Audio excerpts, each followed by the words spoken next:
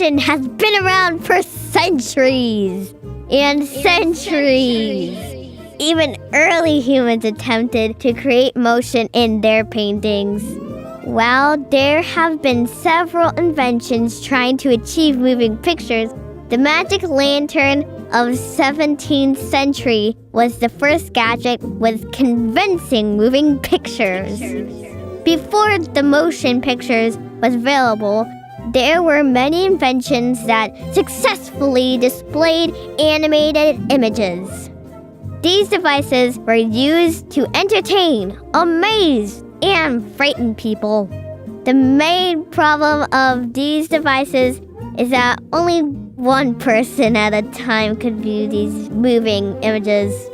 Appliances for animation quickly became more sophisticated. In 1868, John Barnes Linnet patented the first flipbook, known as the kineograph. A flipbook is a small book with relatively springy pages.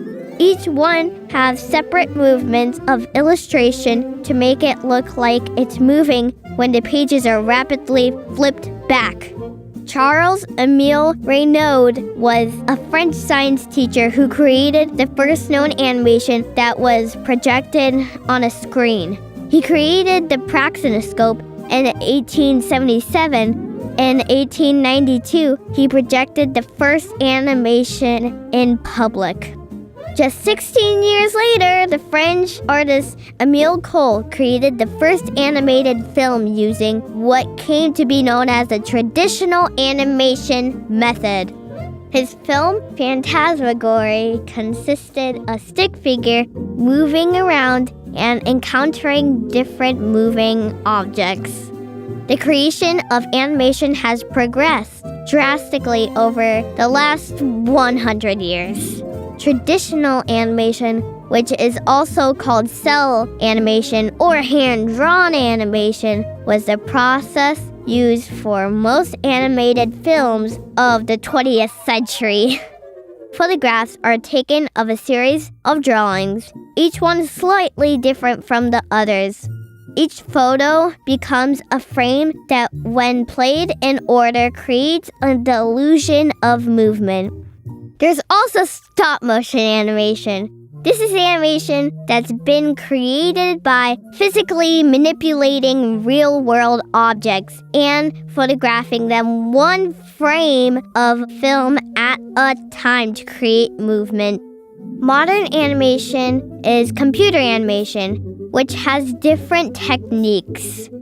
The main thing that these techniques have in common is that the animation is created digitally on a computer. 2D animation techniques tend to focus on image manipulation, while 3D techniques build virtual worlds in which characters and objects move and interact together.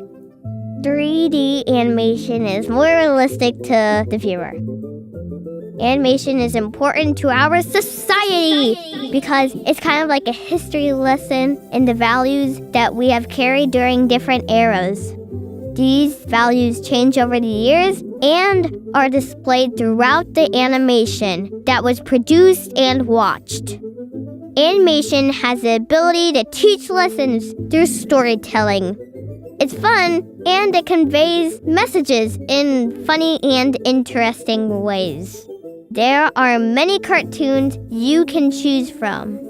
There is something out there for everyone's tastes.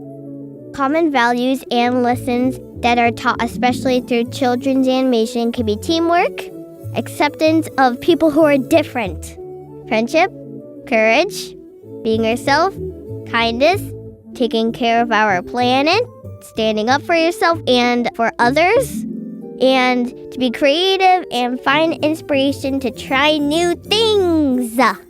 Cartoons are an effective form of communication because everyone loves them, regardless of age, lifestyle, or gender.